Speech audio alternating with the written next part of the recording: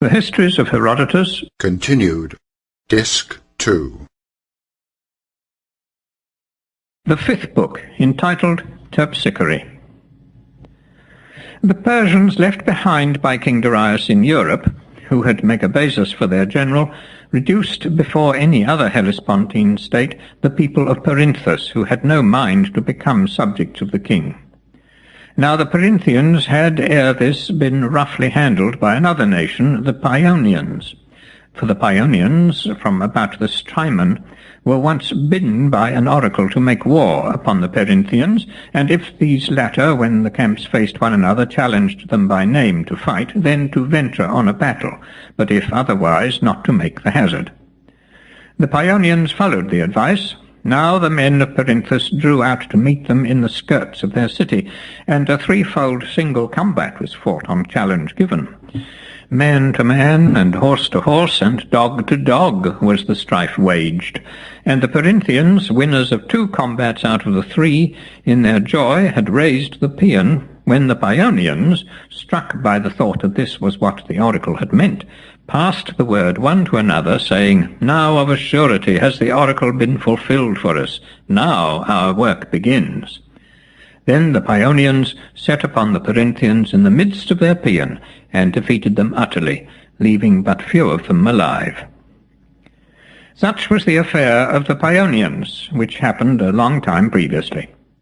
At this time the Perinthians, after a brave struggle for freedom, were overcome by numbers, and yielded to Megabazus and his Persians.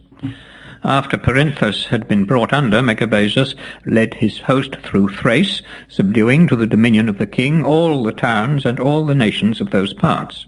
For the king's command to him was that he should conquer Thrace. The Thracians are the most powerful people in the world, except of course the Indians, and if they had one head, or were agreed among themselves, it's my belief that their match could not be found anywhere, and that they would very far surpass all other nations. But such union is impossible for them, and there are no means of ever bringing it about. Herein therefore consists their weakness. The Thracians bear many names in the different regions of their country, but all of them have like usages in every respect, except only the Getae, the Trauci, and those who dwell above the people of Crestum. Now the manners and customs of the Getae, who believe in their immortality, I've already spoken of. The Trauci in all else resemble the other Thracians, but have customs at births and deaths, which I'll now describe. When a child is born, all its kindred sit round about it in a circle and weep for the woes it will have to undergo now that it's come into the world, making mention of every ill that falls to the lot of humankind. When, on the other hand, a man has died, they bury him with laughter and rejoicings, and say that now he's free from a host of sufferings and enjoys the completest happiness. The Thracians who live above the Crestonians observe the following customs.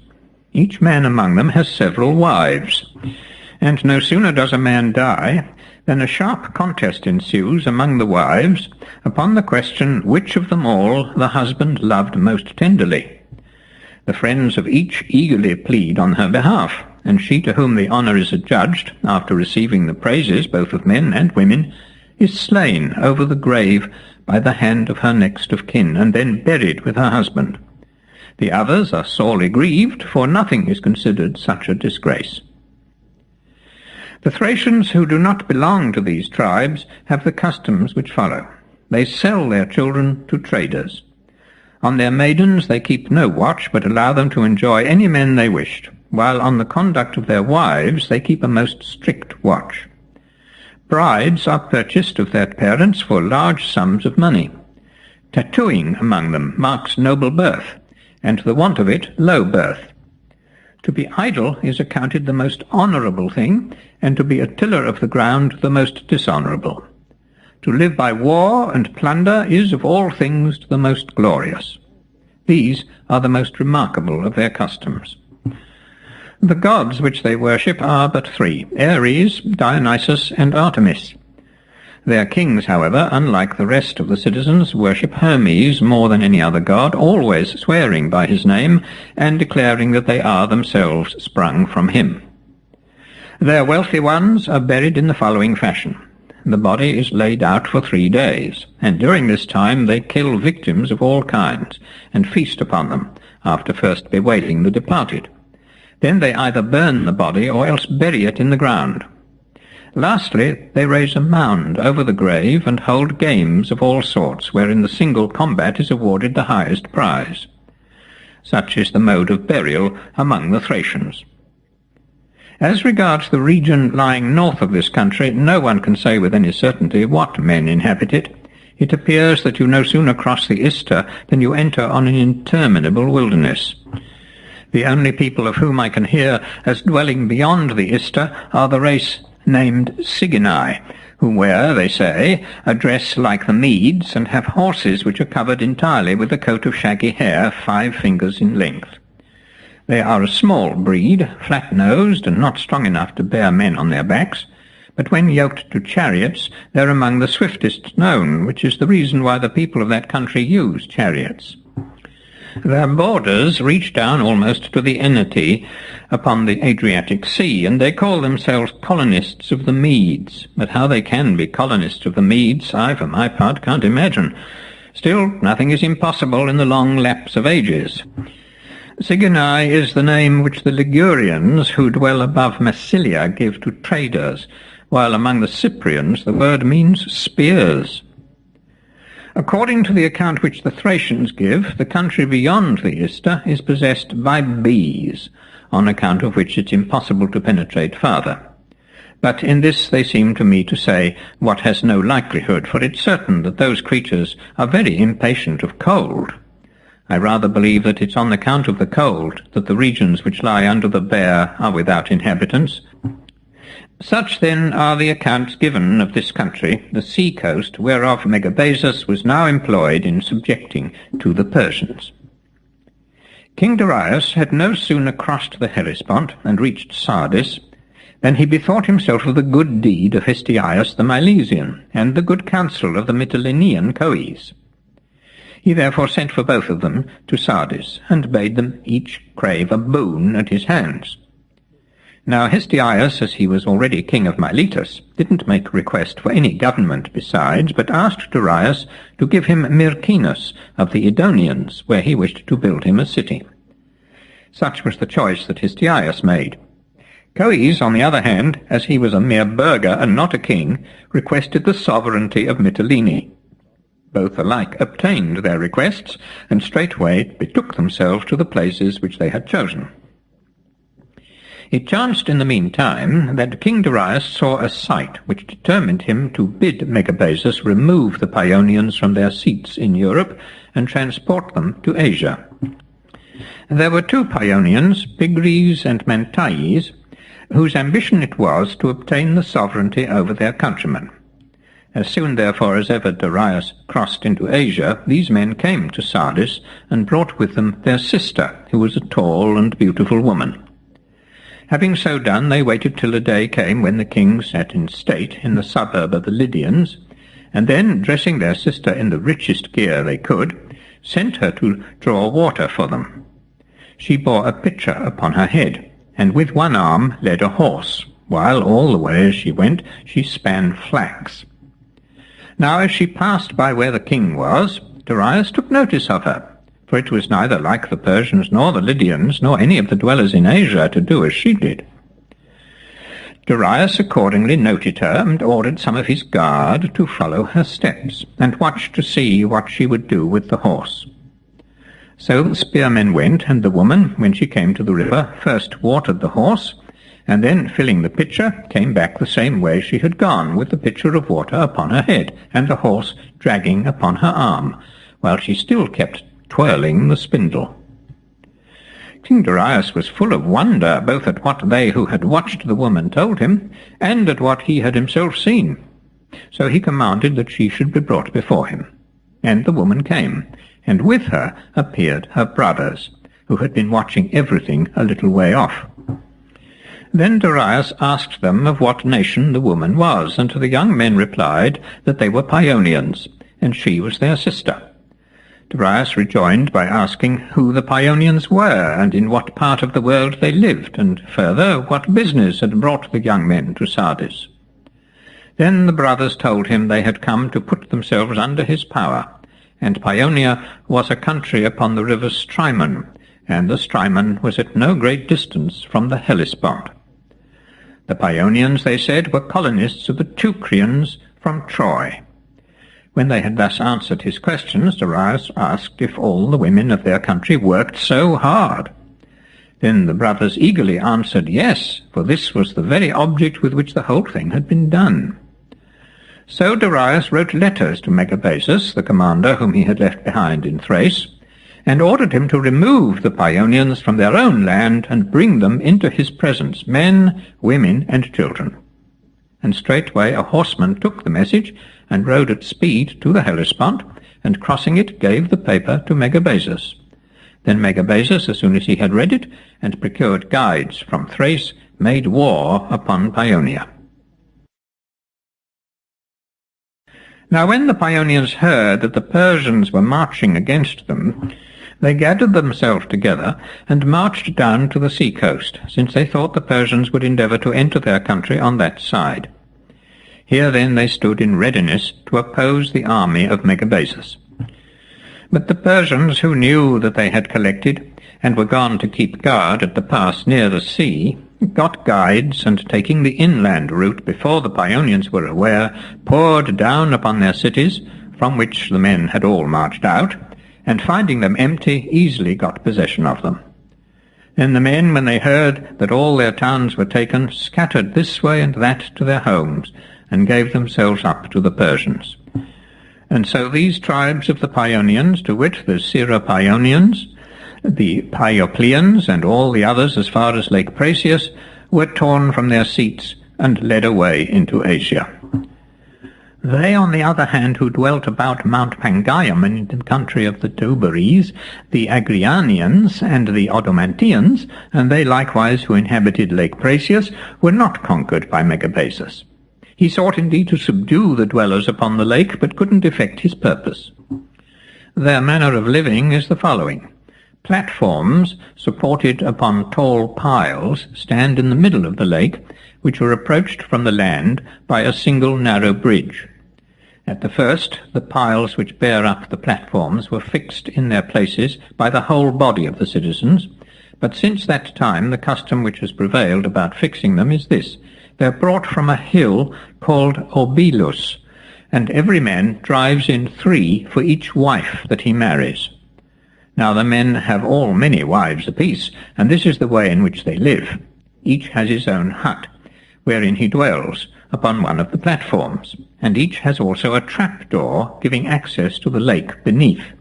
And their wont is to tie their baby children by the foot with a string to save them from rolling into the water. They feed their horses and their other beasts upon fish, which abound in the lake to such a degree that a man has only to open his trapdoor and to let down a basket by a rope into the water, and then to wait a very short time, when he draws it up quite full of them. The fish are of 2 kinds, which they call the paprax and the tilon. The Paeonians, therefore, at least such of them as had been conquered, were led away into Asia. As for Megabazus, he no sooner brought the Paeonians under than he sent into Macedonia an embassy of Persians, choosing for the purpose the 7 men of most note in all the army after himself. These persons were to go to Amyntas and require him to give earth and water to King Darius. Now there's a very short cut from the Lake Prasius across to Macedonia. Quite close to the lake is the mine which yielded afterwards a talent of silver a day to Alexander, and from this mine you have only to cross the mountain called Disorum to find yourself in the Macedonian territory. So the Persians sent upon this errand, when they reached the court and were brought into the presence of Amyntas, required him to give earth and water to King Darius. And Amyntas not only gave them what they asked, but also invited them to come and feast with him, after which he made ready the board with great magnificence and entertained the Persians in right friendly fashion. Now when the meal was over, and they were all set to the drinking, the Persians said, "Dear Macedonian, We Persians have a custom when we make a great feast to bring with us to the board our wives and concubines and make them sit beside us. Now then, as thou hast received us so kindly and feasted us so handsomely, and givest moreover earth and water to King Darius, do also after our custom in this matter. Then Amyntas answered, O Persians, we have no such custom as this, but with us men and women are kept apart. Nevertheless, since you, who are our lords, wish it, this also shall be granted to you. When Amyntas had thus spoken, he bade some go and fetch the women. And the women came at his call, and took their seats in a row over against the Persians. Then when the Persians saw that the women were fair and comely, they spoke again to Amyntas, and said that what had been done was not wise, for it had been better for the women not to have come at all, than to come in this way, and not to sit by their sides, but to remain over against them, the torment of their eyes. So Amyntas was forced to bid the women sit side by side with the Persians. The women did as he ordered, and then the Persians, who had drunk more than they ought, began to put their hands on them. And one even tried to give the woman next him a kiss. King Amyntas saw, but he kept silence, although sorely grieved, for he greatly feared the power of the Persians. Alexander, however, Amyntas's son, who was likewise there and witnessed the whole, being a young man and unacquainted with suffering, couldn't any longer restrain himself. He therefore, full of wrath, spoke thus to Amyntas, Dear father, thou art old, and should spare thyself. Rise up from table, and go take thy rest. Do not stay out the drinking. I will remain with the guests, and give them all that is fitting. Amyntas, who guessed that Alexander would play some wild prank, made answer, Dear son, thy words sound to me as those of one who is well nigh on fire, and I perceive thou sendest me away that thou mayst do some wild deed. I beseech thee, make no commotion about these men, lest thou bring us all to ruin, but bear to look calmly on what they do. For myself I will e'en withdraw, as thou biddest me. Amyntas, when he had thus besought his son, went out. And Alexander said to the Persians, Look on these ladies as your own, dear strangers, all or any of them. Only tell us your wishes. But now, as the evening wears, and I see you have all had wine enough, let them, if you please, retire, and when they have bathed, they shall come back again. To this the Persians agreed, and Alexander, having got the women away, sent them off to the harem, and made ready in their room an equal number of beardless youths, whom he dressed in the garments of the women, and then, arming them with daggers, brought them in to the Persians, saying as he introduced them, Methinks, dear Persians, that your entertainment has fallen short in nothing. We have set before you all that we had ourselves in store, and all that we could anywhere find to give you. And now, to crown the whole, we make over to you our sisters and our mothers, that you may perceive yourselves to be entirely honored by us, even as you deserve to be, and also that you may take back word to the king who sent you here, that there was one man, a Greek, the satrap of Macedonia, by whom you were both feasted and lodged handsomely. So speaking, Alexander set by the side of each Persian one of those whom he had called Macedonian women, but who were, in truth, men. And these men, when the Persians began to be rude, dispatched them with their daggers. So the ambassadors perished by this death, both they and also their followers. For the Persians had brought a great train with them, carriages and attendants and baggage of every kind, all of which disappeared at the same time as the men themselves. Not very long afterwards the Persians made strict search for their lost embassy, but Alexander, with much wisdom, hushed up the business, bribing those sent on the errand, partly with money and partly with the gift of his own sister, Gygia, whom he gave in marriage to Bubares, a Persian, the chief leader of the expedition which came in search of the lost men. Thus the death of these Persians was hushed up, and no more was said of it. Now that the men of this family are Greeks, sprung from Perdiccas, as they themselves affirm, is a thing which I can declare of my own knowledge, and which I will hereafter make plainly evident. That they are so has been already adjudged by those who managed the Pan-Hellenic contest at Olympia. For when Alexander wished to contend in the games, and had come to Olympia with no other view, the Greeks who were about to run against him would have excluded him from the contest, saying that Greeks only were allowed to contend, and not barbarians.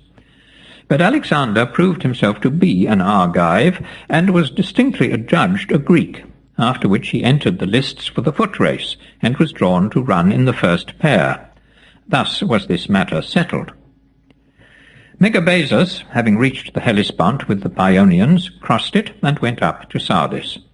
He had become aware, while in Europe, that Histiaeus the Milesian was raising a wall at Myrcinus, the town upon the Strymon, which he had obtained from King Darius as his guerdon for keeping the bridge. No sooner, therefore, did he reach Sardis with the Paeonians than he said to Darius, "What mad thing is this that thou hast done, sire, to let a Greek, a wise man and a shrewd, get hold of a town in Thrace, a place too where there is abundance of timber fit for shipbuilding, and ores in plenty, and mines of silver, and about which are many dwellers, both Greek and barbarian, ready enough to take him for their chief, and by day and night to do his bidding? I pray thee, make this man cease his work, if thou wouldst not be entangled in a war with thine own followers. Stop him, but with a gentle message, only bidding him to come to thee. Then, when thou once hast him in thy power, be sure thou take good care that he never get back to Greece again."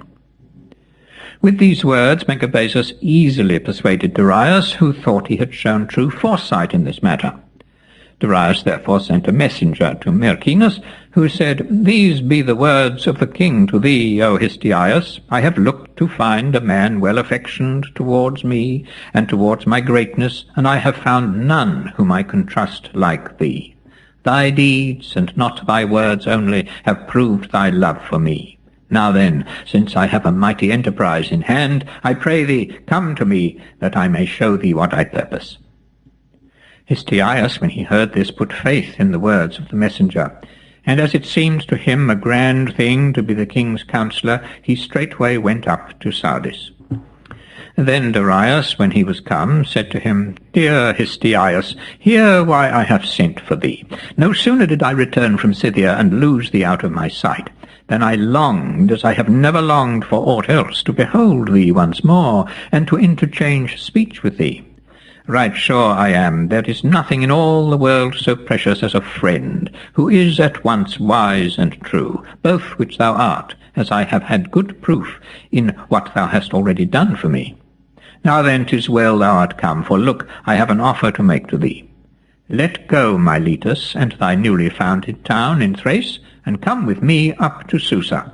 Share all that I have, live with me, and be my counsellor." When Darius had thus spoken, he made Artaphernes, his brother by the father's side, governor of Sardis, and taking Histiaeus with him, went up to Susa. He left as general of all the troops upon the sea-coast Otanes, son of Sisamnes, whose father King Cambyses slew and flayed, because that he, being of the number of the royal judges, had taken money to give an unrighteous sentence. Therefore Cambyses slew and flayed Sisamnes, and cutting his skin into strips, stretched them across the seat of the throne whereon he had been wont to sit when he heard causes. Having so done, Cambyses appointed the son of Sisamnes to be judge in his father's room, and bade him never forget in what way his seat was cushioned. Accordingly, this Otanes, who had occupied so strange a throne, became the successor of Megabazus in his command, and took first of all Byzantium and Chalcedon, then Antandrus in the Troas, and next Lamponium. This done, he borrowed ships of the Lesbians, and took Lemnos and Imbrus, which were still inhabited by the Pelasgians. Now the Lemnians stood on their defence, and fought gallantly. But when they were brought low in course of time, such as outlived the struggle were placed by the Persians under the government of Lycoritus, the brother of the Myandrius, who was tyrant of Samos. This Lycoritas died afterwards in his government. The cause which Otanes alleged for conquering and enslaving all these nations was that some had refused to join the king's army against Scythia, while others had molested the host on its return. Such were the exploits which Otanes performed in his command. Afterwards, but for no long time, there was a respite from suffering. Then from Naxos and Miletus troubles gathered anew about Ionia. Now Naxos at this time surpassed all the other islands in prosperity, and Miletus had reached the height of her power and was the glory of Ionia. But previously, for 2 generations, the Milesians had suffered grievously from civil disorders, which were composed by the Parians, whom the Milesians chose before all the rest of the Greeks to rearrange their government.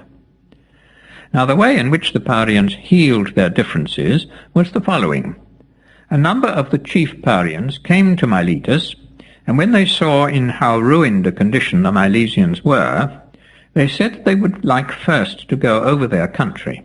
So they went through all Milesia, and on their way, whenever they saw in the waste and desolate country any land that was well farmed, they took down the names of the owners in their tablets. And having thus gone through the whole region, and obtained after all but few names, they called the people together on their return to Miletus, and made proclamation that they gave the government into the hands of those persons whose lands they had found well farmed. For they thought it likely, they said, that the same persons who had managed their own affairs well would likewise conduct aright the business of the state. The other Milesians, who in time past had been at variance, they placed under the rule of these men. Thus was the Milesian government set in order by the Parians. It was, however, from the 2 cities above mentioned that troubles began now to gather again about Ionia, and this is the way in which they arose.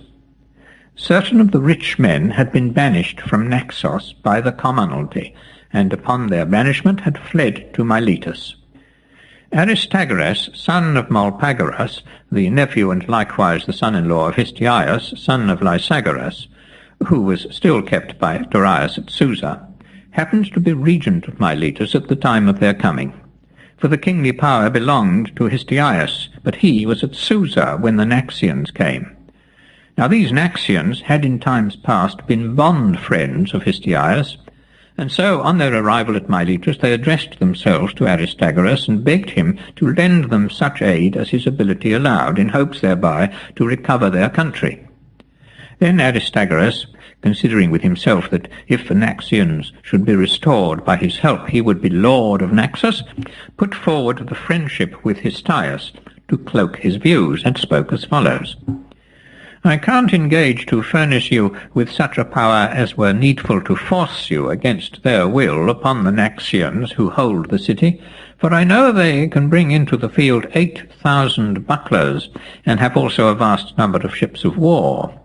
But I will do all that lies in my power to get you some aid, and I think I can manage it in this way. Artaphernes happens to be my friend. Now he's a son of Hystaspes, and brother to King Darius. All the sea coast of Asia is under him, and he has a numerous army and numerous ships. I think I can prevail on him to do what we require.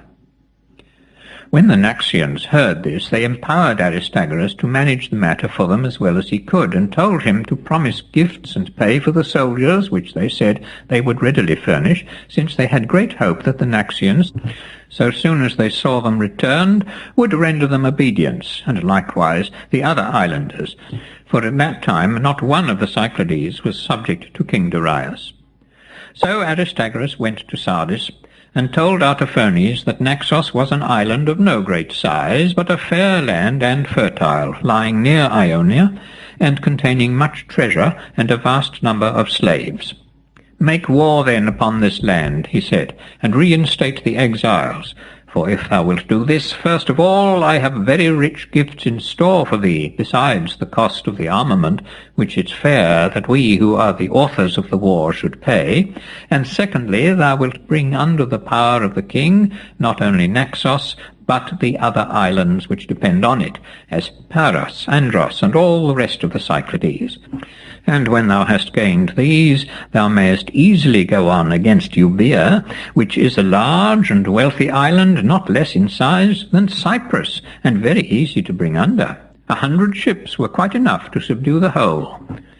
The other answered, Truly thou art the author of a plan which may much advantage the house of the king, and thy counsel is good in all points except the number of the ships. Instead of 100, 200 shall be at thy disposal when the spring comes, but the king himself must first approve the undertaking. When Aristagoras heard this, he was greatly rejoiced, and went home in good heart to Miletus. And Artaphernes, after he had sent a messenger to Susa to lay the plans of Aristagoras before the king, and received his approval of the undertaking, made ready a fleet of 200 triremes, and a vast army of Persians and their confederates. The command of these he gave to a Persian named Megabates, who belonged to the house of the Achaemenids, being nephew both to himself and to King Darius. It was to a daughter of this man that Pausanias, the Lacedaemonian, the son of Cleombrotus, if at least there be any truth in the tale, was affianced many years afterwards, when he conceived the desire of becoming tyrant of Greece. Artaphernes, now having named Megabates to the command, sent forward the armament to Aristagoras. Megabates set sail, and touching at Miletus, took on board Aristagoras with the Ionian troops and the Naxians, after which he steered, as he gave out, for the Hellespont. And when he reached Chios, he brought the fleet to anchor off Caucasa, being minded to wait there for a north wind, and then sail straight to Naxos. The Naxians, however, were not to perish at this time, and so the following events were brought about.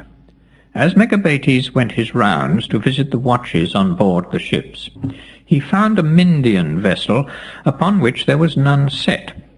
Full of anger at such carelessness, he bade his guards to seek out the captain, one Scylax by name, and thrusting him through one of the holes in the ship's side, to fasten him there in such a way that his head might show outside the vessel, while his body remained within. When Scylax was thus fastened, one went and informed Aristagoras that Megabates had bound his Myndian friend, and was entreating him shamefully. So he came and asked Megabates to let the man off, but the Persian refused him, whereupon Aristagoras went himself and set Scylax free. When Megabates heard this, he was still more angry than before, and spoke hotly to Aristagoras. Then the latter said to him, What hast thou to do with these matters? Wert thou not sent here by Artaphernes to obey me, and to sail whithersoever I ordered? Why dost meddle so? Thus spake Aristagoras. The other, in high dudgeon at such language, waited till the night, and then dispatched a boat to Naxos to warn the Naxians of the coming danger. Now the Naxians up to this time had not had any suspicion that the armament was directed against them. As soon, therefore, as the message reached them, forthwith they brought within their walls all that they had in the open field, and made themselves ready against a siege by provisioning their town both with food and drink. Thus was Naxos placed in a posture of defence, and the Persians, when they crossed the sea from Chios, found the Naxians fully prepared for them. However, they sat down before the place and besieged it for 4 whole months. When at length all the stores which they had brought with them were exhausted, and Aristagoras had likewise spent upon the siege no small sum from his private means, and more was still needed to ensure success, the Persians gave up the attempt, and first building certain forts, wherein they left the banished Naxians, withdrew to the mainland, having utterly failed in their undertaking.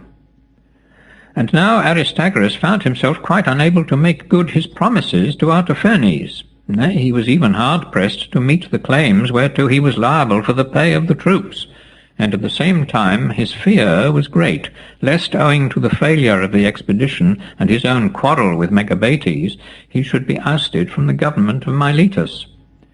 These manifold alarms had already caused him to contemplate raising a rebellion, when the man with the marked head came from Susa, bringing him instructions on the part of Histiaeus to revolt from the king. For Histiaeus, when he was anxious to give Aristagoras orders to revolt, could find but one safe way, as the roads were guarded, of making his wishes known, which was, by taking the trustiest of his slaves, shaving all the hair from off his head, and then pricking letters upon the skin and waiting till the hair grew again. Thus accordingly he did, and as soon as ever the hair was grown, he dispatched the man to Miletus, giving him no other message than this: When thou art come to Miletus, bid Aristagoras shave thy head, and look thereon. Now the marks on the head, as I've already mentioned, were a command to revolt. All this Histiaeus did because it irked him greatly to be kept at Susa, and because he had strong hopes that if troubles broke out he would be sent down to the coast to quell them, whereas if Miletus made no movement, he didn't see a chance of his ever again returning thither. Such then were the views which led Histiaeus to dispatch his messenger, and it so chanced that all these several motives to revolt were brought to bear upon Aristagoras at one and the same time. Accordingly, at this juncture Aristagoras held a council of his trusty friends, and laid the business before them, telling them both what he had himself purposed, and what message had been sent him by Histiaeus. At this council all his friends were of the same way of thinking, and recommended revolt, except only Hecataeus the historian. He, first of all, advised them by all means to avoid engaging in war with the king of the Persians, whose might he set forth, and whose subject nations he enumerated. As, however, he couldn't induce them to listen to this counsel, he next advised them that they should do all that lay in their power to make themselves masters of the sea. There was one only way, he said, so far as he could see, of their succeeding in this. Miletus was, he knew, a weak state, but if the treasures in the temple of the Branchidae, which Croesus the Lydian gave to it, were seized, he had strong hopes that the mastery of the sea might be thereby gained. At least it would give them money to begin the war, and would save the treasures from falling into the hands of the enemy. Now these treasures were of very great value, as I showed in the first part of my history. The assembly, however, rejected the counsel of Hecataeus, while nevertheless they resolved upon a revolt. One of their number, it was agreed, should sail to Myus, where the fleet had been lying since its return from Naxos, and endeavour to seize the captains who had gone there with the vessels. Euterpe accordingly was dispatched on this errand, and he took with guile Oleatus, the son of Benolis, the Milesian, and Histiaeus, the son of Timnes, the Temerian, Coes, likewise the son of Erxander, to whom Darius gave Mytilene, and Aristagoras, the son of Heraclides the Chimaean, and also many others. Thus Aristagoras revolted openly from Darius, and now he set to work to scheme against him in every possible way. First of all, in order to induce the Milesians to join heartily in the revolt, he gave out that he laid down his own lordship over Miletus, and in lieu thereof established a commonwealth, after which throughout all Ionia he did the like. For from some of the cities he drove out their tyrants, and to others, whose goodwill he hoped thereby to gain, he handed theirs over, thus giving up all the men whom he had seized at the Naxian fleet, each to the city whereto he belonged. Now the Mytileneans had no sooner got Coes into their power than they led him forth from the city and stoned him. The Chimaeans, on the other hand, allowed their tyrant to go free, as likewise did most of the others, and so this form of government ceased throughout all the cities. Aristagoras the Milesian, after he had in this way put down the tyrants and bidden the cities choose themselves captains in their room, sailed away himself on board a trireme to Lacedaemon, for he had great need of obtaining the aid of some powerful ally. At Sparta, Anaxandridas, the son of Leo, was no longer king. He had died, and his son Cleomenes had mounted the throne, not, however, by right of merit, but of birth. Anaxandridas took to wife his own sister's daughter, and was tenderly attached to her, but no children came from the marriage. Hereupon the Ephors called him before them, and said, If thou hast no care for thine own self, nevertheless we cannot allow this, nor suffer the race of Eristhenes to die out from among us. Come then, as thy present wife bears thee no children, put her away, and wed another. So wilt thou do what is well-pleasing to the Spartans. Anaxandridas, however, refused to do as they required, and said it was no good advice the Ephors gave to bid him put away his wife when she had done no wrong, and take to himself another. He therefore declined to obey them. Then the Ephors and elders took counsel together, and laid this proposal before the king. Since thou art so fond, as we see thee to be, of thy present wife, do what we now advise, and gainsay us not, lest the Spartans make some unwonted decree concerning thee. We ask thee not now to put away thy wife to whom thou art married.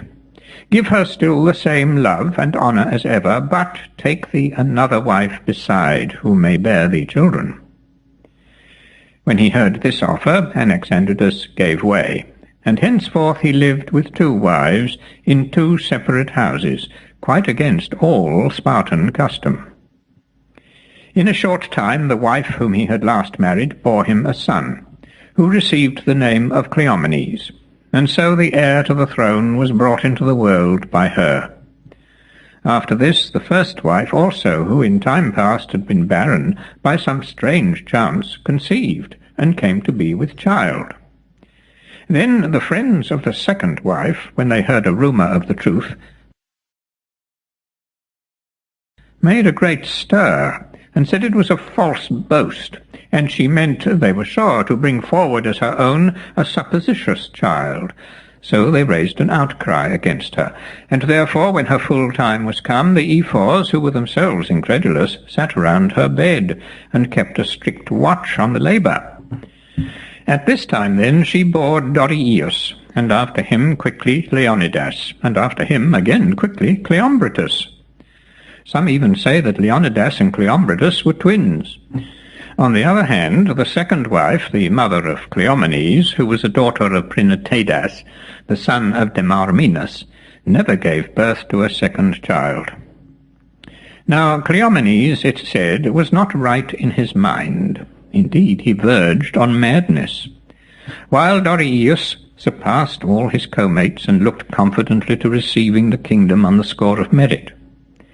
When, therefore, after the death of Anaxandridas, the Spartans kept to the law, and made Cleomenes, his eldest son, king in his room, Dorieus, who had imagined that he should be chosen, and who couldn't bear the thought of having such a man as Cleomenes to rule over him, asked the Spartans to give him a body of men, and left Sparta with them in order to found a colony. However, he neither took counsel of the oracle at Delphi as to the place whereto he should go, nor observed any of the customary usages, but left Sparta in dudgeon, and sailed away to Libya under the guidance of certain men who were Therians. These men brought him to Knips, where he colonized a spot which hasn't its equal in all Libya, on the banks of a river. But from this place he was driven in the 3rd year by the Maesians, the Libyans, and the Carthaginians. Dorieus returned to the Peloponnese, whereupon Antichares, the Eleonian, gave him a counsel which he got from the oracles of Laius, to found the city of Heraclea in Sicily. The whole country of Eryx belonged, he said, to the Heracleids, since Heracles himself conquered it. On receiving this advice, Dorieus went to Delphi to inquire of the oracle whether he should take the place to which he was about to go. The Pythoness prophesied that he would, whereupon Dorieus went back to Libya, took up the men who had sailed with him at the first, and proceeded on his way along the shores of Italy. Just at this time the Sybarites say they and their king Tellus were about to make war upon Crotona, and the Crotoniates, greatly alarmed, besought Dorieus to lend them aid. Dorieus was prevailed upon, bore part in the war against Sybaris, and had a share in taking the town. Such is the account which the Sybarites give of what was done by Dorieus and his companions. The Crotoniates, on the other hand, maintain that no foreigner lent them aid in their war against the Sybarites, save and except Callias the Elean, a soothsayer of the race of the Iamidai, and he only forsook Tellus, the Sybaritic king, and deserted to their side when he found on sacrificing that the victims were not favourable to an attack on Crotona. Such is the account which each party gives of these matters. Both parties likewise adduce testimonies to the truth of what they say. The Sybarites show a temple and sacred precinct near the dry stream of the Crastis, which they declare that Dorieus, after taking their city, dedicated to Athena Crastias. And further, they bring forward the death of Dorieus as the surest proof, since he fell, they say, because he disobeyed the oracle. For had he in nothing varied from the directions given him, but confined himself to the business on which he was sent, he would assuredly have conquered the Erisian territory and kept possession of it, instead of perishing with all his followers. The Crotoniats, on the other hand, point to the numerous allotments within their borders which were assigned to Callias the Elean by their countrymen, and which, to my day, remained in the possession of his family, while Dorieus and his descendants, they remark, possess nothing. Yet if Dorieus had really helped them in the Sybaritic war, he would have received very much more than Callias. Such are the testimonies which are adduced on either side. It's open to every man to adopt whichever view he deems the best.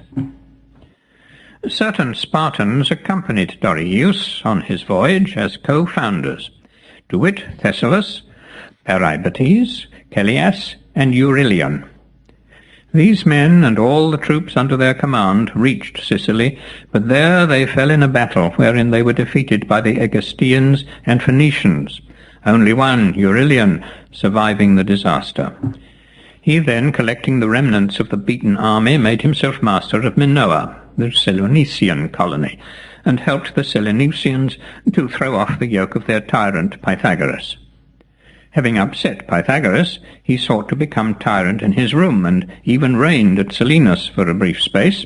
But after a while the Seleucians rose up in revolt against him, and though he fled to the altar of Zeus Agorius, they notwithstanding put him to death. Another man who accompanied Dorieus and died with him was Philip, the son of Butacidas, a man of Crotona, who, after he had been betrothed to a daughter of Tellus the Sybarite, was banished from Crotona, whereupon his marriage came to naught, and he in his disappointment took ship and sailed to Cyrene. From thence he became a follower of Dorieus, furnishing to the fleet a trireme of his own, a crew of which he supported at his own charge. This Philip was an Olympian victor, and the handsomest Greek of his day.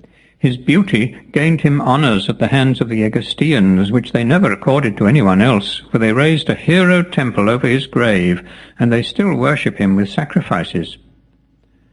Such, then, was the end of Dorieus, who, if he had brooked the rule of Cleomenes and remained in Sparta, would have been king of Lacedaemon, since Cleomenes, after reigning no great length of time, died without male offspring, leaving behind him an only daughter, by name Gorgo.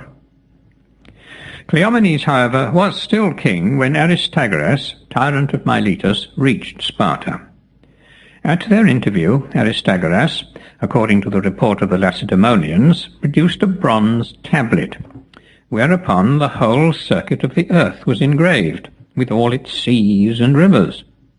Discourse began between the two, and Aristagoras addressed the Spartan king in these words following: "Think it not strange, O King Cleomenes, that I have been at the pains to sail hither, for the posture of affairs, which I will now recount unto thee, made it fitting.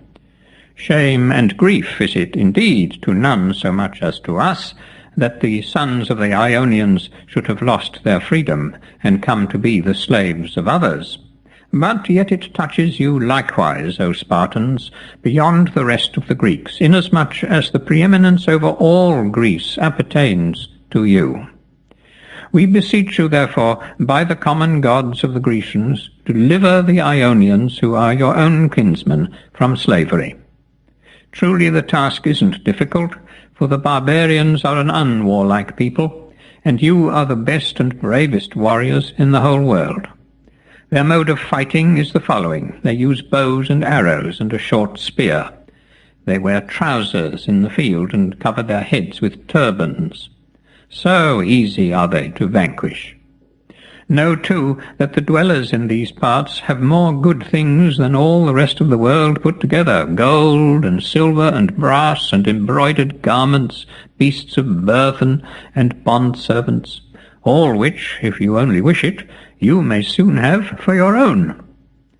The nations border on one another, in the order which I will now explain. Next to these Ionians, here he pointed with his finger to the map of the world, which was engraved upon the tablet which he had brought with him, these Lydians dwell. Their soil is fertile, and few people are so rich in silver. Next to them, he continued, come these Phrygians, who have more flocks and herds than any race that I know, and more plentiful harvests. On them border the Cappadocians, whom we Greeks know by the name of Syrians. They are neighbours to the Cilicians, who extend all the way to this sea, where Cyprus, the island which you see here, lies. The Cilicians pay the king a yearly tribute of 500 talents. Next to them come the Armenians, who live here. They too have numerous flocks and herds. After them come the Mattiani, inhabiting this country. Then Kysia, this province, where you see the river Coaspes marked, and likewise the town Susa upon its banks, where the great king holds his court, and where the treasuries are in which his wealth is stored. Once masters of this city, you may be bold to vie with Zeus himself for riches. In the wars which ye wage with your rivals of Messenia, with them of Argos, likewise, and of Arcadia, about paltry boundaries and strips of land not so remarkably good, ye contend with those who have no gold, nor silver even, which often give men heart to fight and die. Must ye wage such wars? And when ye might so easily be lords of Asia, will ye decide otherwise? Thus spoke Aristagoras, and Cleomenes replied to him, Milesian, stranger, 3 days hence I will give thee an answer. So they proceeded no further at that time. When, however, the day appointed for the answer came, and the two once more met, Cleomenes asked Aristagoras how many days' journey it was from the sea of the Ionians to the king's residence. Hereupon Aristagoras, who had managed the rest so cleverly, and succeeded in deceiving the king, tripped in his speech and blundered, for instead of conceding the truth, as he ought to have done if he wanted to induce the Spartans to cross into Asia, he said plainly that it was a journey of 3 months. Cleomenes caught at the words, and preventing Aristagoras from finishing what he had begun to say concerning the road, addressed him thus, Milesian stranger, quit Sparta before sunset. This is no good proposal that thou makest to the Lacedaemonians, to conduct them a distance of 3 months' journey from the sea. When he had thus spoken, Cleomenes went to his home. But Aristagoras took an olive bough in his hand, and hastened to the king's house, where he was admitted by reason of his suppliant's guise. Gorgo, the daughter of Cleomenes, and his only child, a girl of about 8 or 9 years of age, happened to be there, standing by her father's side. Aristagoras, seeing her, requested Cleomenes to send her out of the room before he began to speak with him. But Cleomenes told him to say on, and not mind the child. So Aristagoras began with a promise of 10 talents if the king would grant him his request, and when Cleomenes shook his head, continued to raise his offer till it reached 50 talents, whereupon the child spoke. Father, she said, get up and go, or the stranger will certainly corrupt thee. Then Cleomenes, pleased at the warning of his child, withdrew and went into another room. Aristagoras quitted Sparta for good, not being able to discourse any more concerning the road which led up to the king. Now the true account of the road in question is the following. Royal stations exist along its whole length, and excellent caravansaries, and throughout it traverses an inhabited tract and is free from danger.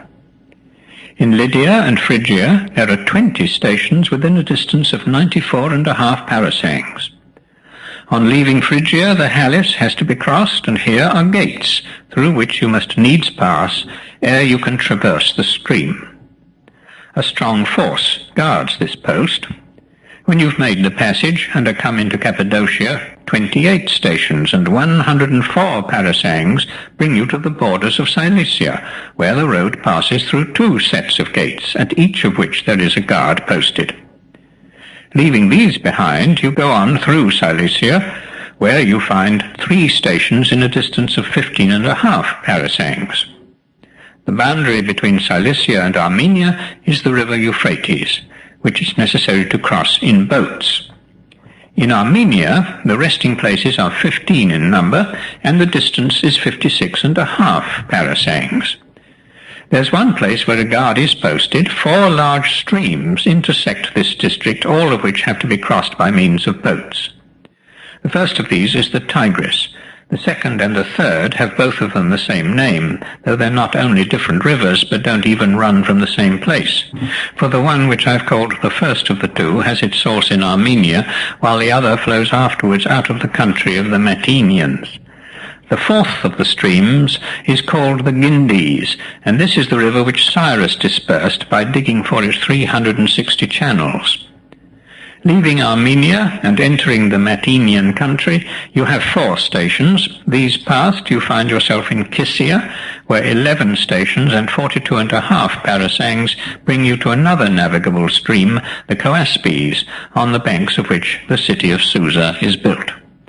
Thus the entire number of the stations is raised to 111, and so many are in fact the resting places that one finds between Sardis and Susa.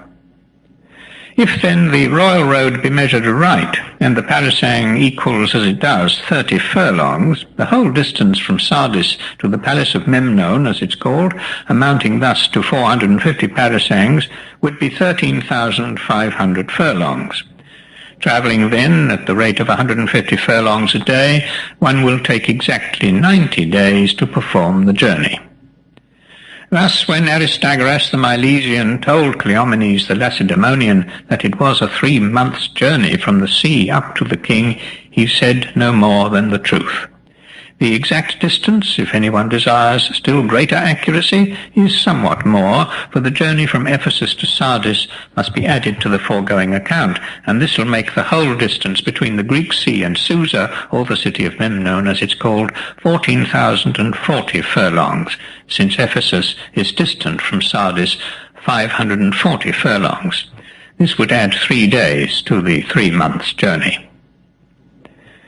When Aristagoras left Sparta, he hastened to Athens, which had got quit of its tyrants in the way that I'll now describe.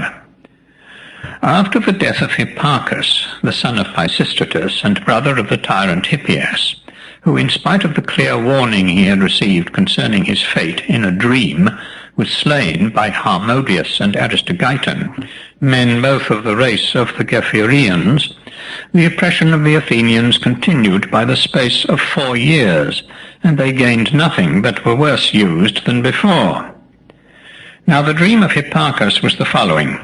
The night before the Panathenaic festival, he thought he saw in his sleep a tall and beautiful man, who stood over him and read him the following riddle. Bear thou unbearable woes with the all-bearing heart of a lion, never be sure shall wrongdoer escape the reward of wrongdoing. As soon as day dawned, he sent and submitted his dream to the interpreters, after which he offered the averting sacrifices, and then went and led the procession in which he perished. The family of the Gepherians, to which the murderers of Hipparchus belonged, according to their own account, came originally from Eritrea.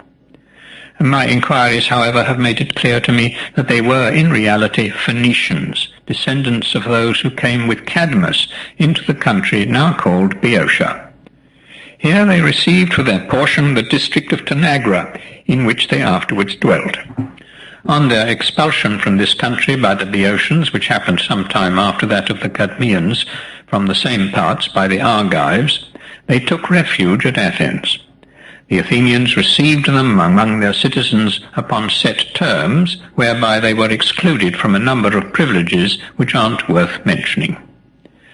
Now the Phoenicians who came with Cadmus, and to whom the Gephyrii belonged, introduced into Greece upon their arrival a great variety of arts, among the rest that of writing, whereof the Greeks till then had, as I think, been ignorant. And originally they shaped their letters exactly like all the other Phoenicians, but afterwards, in course of time, they changed by degrees their language, and together with it the form likewise of their characters. Now the Greeks who dwelt about those parts at that time were chiefly the Ionians. The Phoenician letters were accordingly adopted by them, but with some variation in the shape of a few, and so they arrived at the present use, still calling the letters Phoenician, as justice required, after the name of those who were the first to introduce them into Greece. Paper rolls also were called from of old parchments by the Ionians, because formerly, when paper was scarce, they used instead the skins of sheep and goats, on which material many of the barbarians are even now wont to write. I myself saw Cadmean characters engraved upon some tripods in the temple of Apollo Ismenias in Boeotian Thebes, most of them shaped like the Ionian. One of the tripods has the inscription following, "Me did Amphitryon place, from the far Teleboans coming." This would be about the age of Laius, the son of Labdacus, the son of Polydorus, the son of Cadmus.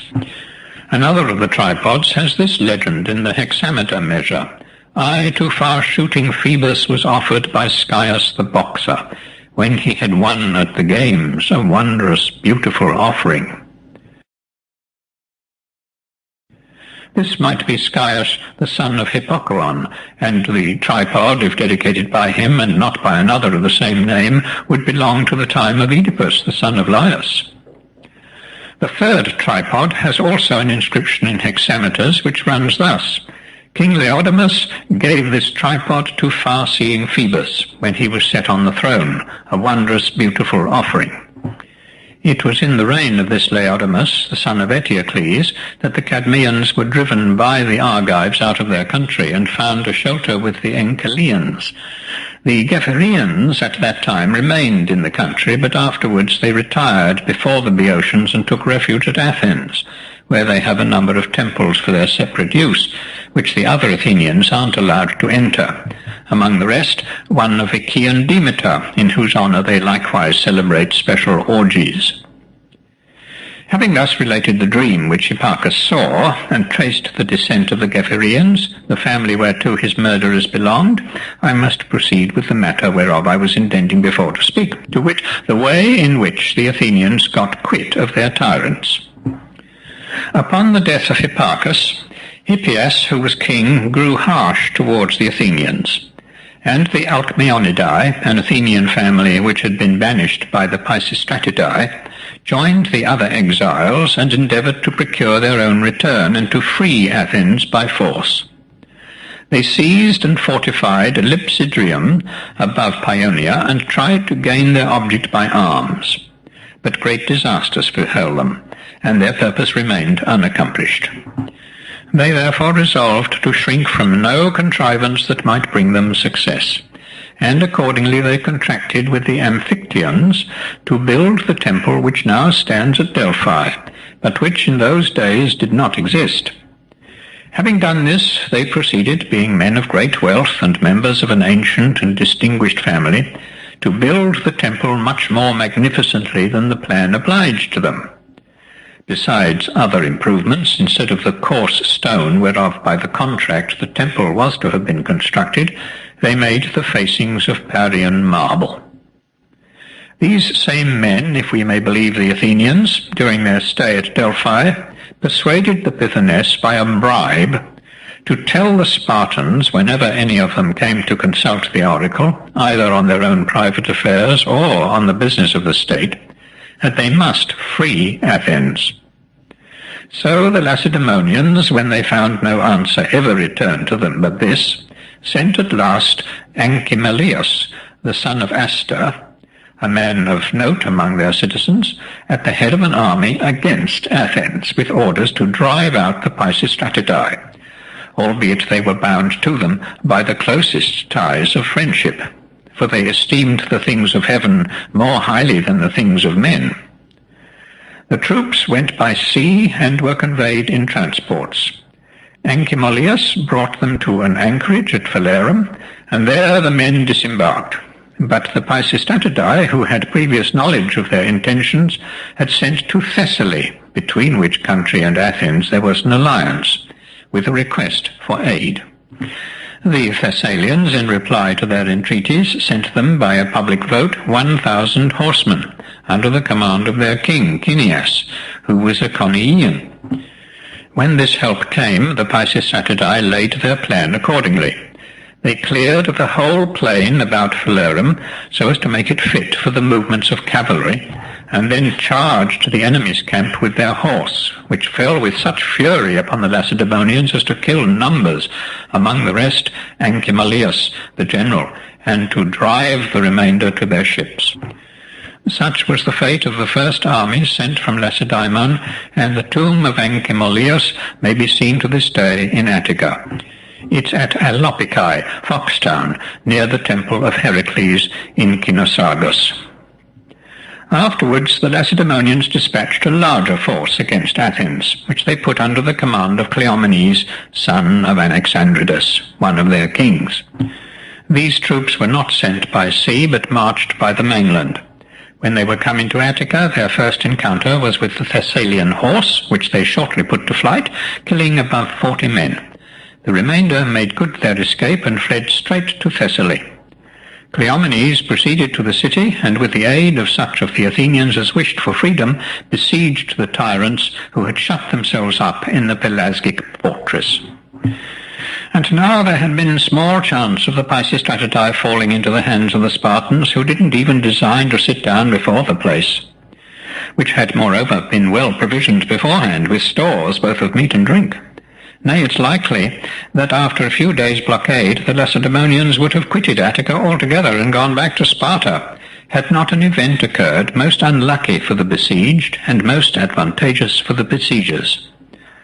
The children of the Pisistratidae were made prisoners as they were being removed out of the country. By this calamity all their plans were deranged, and as the ransom of their children they consented to the demands of the Athenians and agreed within 5 days' time to quit Attica. Accordingly they soon afterwards left the country and withdrew to Sigeum on the Scamander, after reigning 36 years over the Athenians. By descent they were Pylians of the family of the Nereids, to which Codrus and Melanthus likewise belonged, men who in former times from foreign settlers became kings of Athens. And hence it was that Hippocrates came to think of calling his son Pisistratus. He named him after the Pisistratus who was a son of Nestor. Such then was the mode in which the Athenians got quit of their tyrants. What they did and suffered worthy of note from the time when they gained their freedom until the revolt of Ionia from King Darius, and the coming of Aristagoras to Athens, with a request that the Athenians would lend the Ionians aid, I shall now proceed to relate. The power of Athens had been great before, but now that the tyrants were gone, it became greater than ever.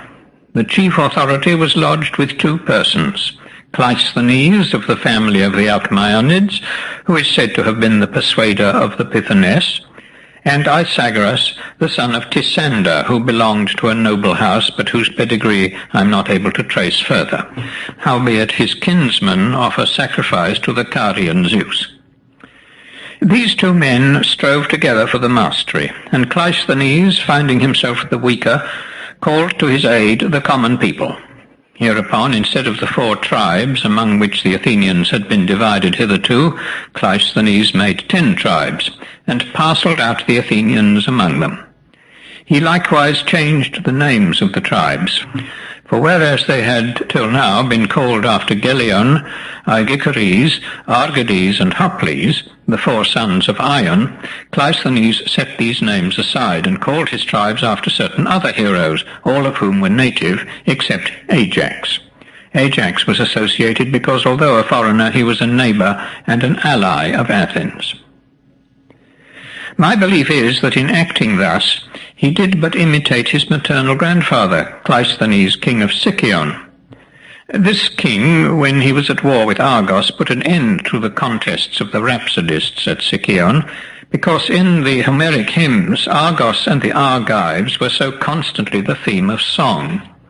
He likewise conceived the wish to drive Adrastus, the son of Thalia, out of his country, seeing that he was an Argive hero. For Adrastus had a shrine at Sicyon, which yet stands in the marketplace of the town. Cleisthenes therefore went to Delphi and asked the oracle if he might expel Adrastus. To this the Pythoness is reported to have answered, "Adrastus is the Sicyonians' king, but thou art only a robber." So when the god wouldn't grant his request, he went home and began to think how he might contrive to make Adrastus withdraw of his own accord. After a while he hit upon a plan which he thought would succeed. He sent envoys to Thebes in Boeotia and informed the Thebans that he wished to bring Melanippus, the son of Astacus, to Sicyon. The Thebans consenting, Cleisthenes carried Melanippus back with him, assigned him a precinct within the government house, and built him a shrine there in the safest and strongest part. The reason for his so doing, which I mustn't forbear to mention, was because Melanippus was Adrastus's great enemy, having slain both his brother Megistes and his son-in-law Tydeus. Cleisthenes, after assigning the precinct to Melanippus, took away from Adrastus the sacrifices and festivals wherewith he had till then been honoured, and transferred them to his adversary. Hitherto the Sicyonians had paid extraordinary honours to Adrastus because the country had belonged to Polybus, and Adrastus was Polybus's daughter's son, whence it came to pass that Polybus, dying childless, left Adrastus his kingdom. Besides other ceremonies, it had been their wont to honour Adrastus with tragic choruses, which they assigned to him rather than Dionysus, on account of his calamities. Cleisthenes now gave the choruses to Dionysus, transferring to Melanippus the rest of the sacred rites.